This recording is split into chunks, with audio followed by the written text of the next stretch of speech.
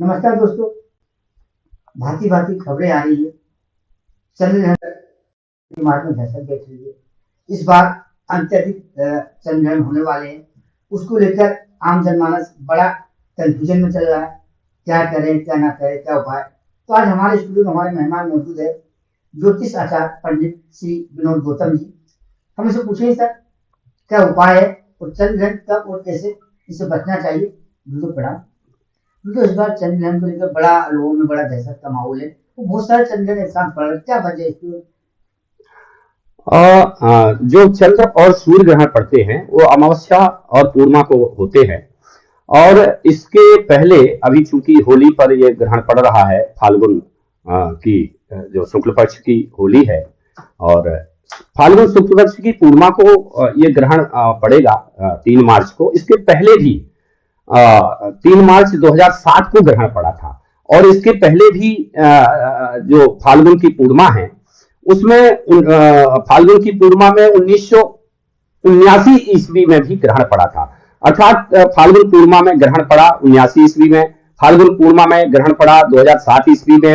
अब फाल्गुन पूर्णिमा को ये ग्रहण पड़ रहा है जो 3 मार्च को, और आगामी समय पर फाल्गुन पूर्णिमा को 2043 ईस्वी में ग्रहण पड़ेगा। तो ऐसी स्थिति में देखा जाए तो ये तो फाल्गुन पूर्णिमा के ग्रहण की स्थिति हुई, लेकिन ग्रहण हमेशा कार्यों में ग्रहण लगाने वाले होते हैं। चाहे वो विकास कार्य हो, चाहे वो अन्य किसी भी क्षेत्र में ग्रहण लगा देते हैं, कार्यों में अधूरा करते हैं, और ग्रहण हमेशा अशुभ ही माने जाते हैं। जहां पर ये दृश्य होते हैं वहां पर इनका विशेष प्रभाव देखा जाता है। ये अभी 3 मार्च को जो ग्रहण पड़ रहा है ये चंद्र ग्रहण है। हालांकि ये भारत में कुछ आंशिक समयों पर ही दिखाई देगा, 20-22 मिनट का ये ग्रहण है, लेकिन ये पूरे भारत में मान्य किया गया है। इसका सूतक 9 बजे से प्रारंभ हो जाएगा लगभग।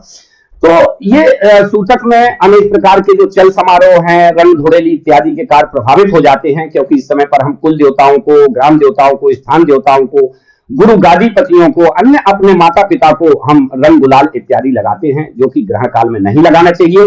ग्रहण काल में हमारे जो देवता हैं वो शोक में रहते हैं, उनके ऊपर कष्ट परेशानी होती है। ऐसे में हमको उल्लास नहीं मनाना चाहिए।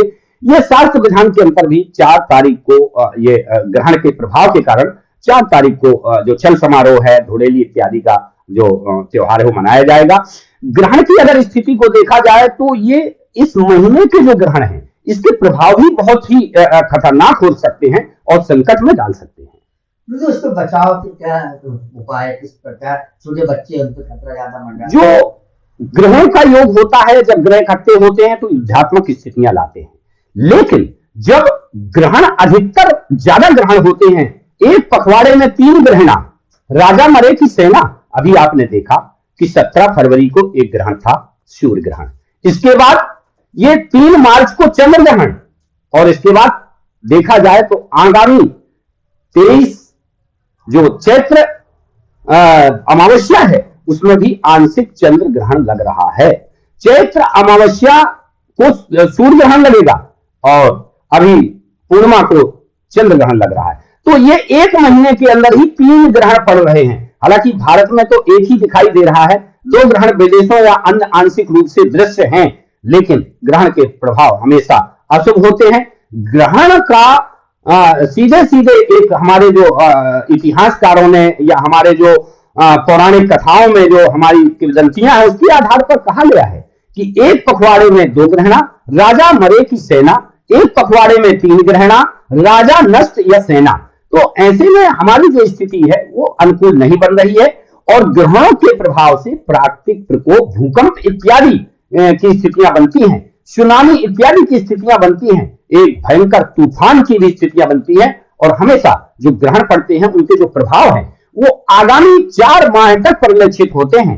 तो एक तो ये समय, वर्तमान समय ग्रहण का है, दूसरा ये पंचग्रही, खष्टग्रही, सप्तग्रही योग भी बन रहा है। तो ऐसे में हम सबको एकजुटता की आवश्यकता है, साथ ही सतर्क रहने की आवश्यकता है। ये विशेष तौर पर सावधानी करना चाहिए। देवताओं को भी हमको अंगीकार करना चाहिए, अपने इष्ट देवताओं, कुल देवताओं का ध्यान करके महामृत्युंजय इत्यादि का जाप करना चाहिए। संकट के निवारण का सबसे बड़ा एक तरीका है इस समय पर कि हमको सबको एकजुट होकर के चलना चाहिए। तो हमारे साथ नेहरू ज्योतिष मत संस्थान के पंडित आचार्य श्री विनोद गौतम जी, उन्होंने बताया चरण ग्रहण से डरना नहीं है, बस कुछ सावधानी हमें बरतना है, भगवान की आराधना करना है। और सबसे बड़ा, भगवान शंकर की आराधना महामृत्युंजय जाप करेंगे तो ये चंद्र ग्रहण आसानी से कर सकता है।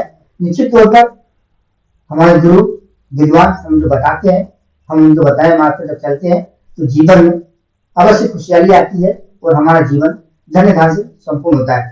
तो आइए आप भी ये बताए उपाय आजमाइए और अपने जीवन को सफल बनाइए। नमस्कार।